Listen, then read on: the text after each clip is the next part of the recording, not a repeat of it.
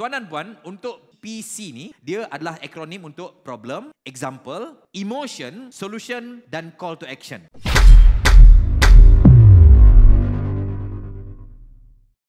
Puan Nina mungkin boleh perkenalkan diri dan mungkin boleh perkenalkan apakah servis yang Puan Rina provide, dan untuk kali ini Puan gunakan PC punya tools. Silakan Puan Rina. Saya pegang buku tak apa itu? Boleh, tak ada masalah. Hai, Assalamualaikum dan selamat pagi kepada semua warga Ipoh.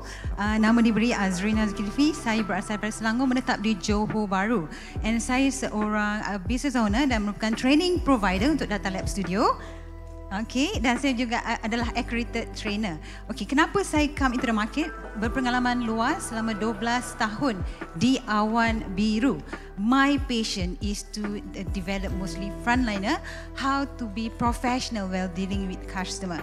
So, sekarang nak tanya, anda perasan tak whenever anda pergi ke restoran, ke klinik ataupun di butik-butik, sangat kurang pendekatan human being atau human touch dengan kita semua. Perasan tak?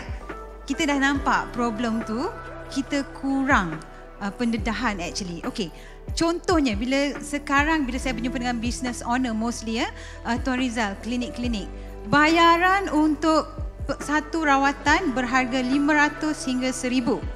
Tetapi layanan yang diberikan kurang memuaskan, contohnya even not a greeting at the counter. Betul? Ada tak sesiapa pernah alami? Betul kan? Jadi disebabkan ini, saya rasa kalau business owner berterusan tidak mengambil any inisiatif untuk membantu frontliner mereka, saya rasa nanti ini akan menjejaskan reputasi mereka di media sosial.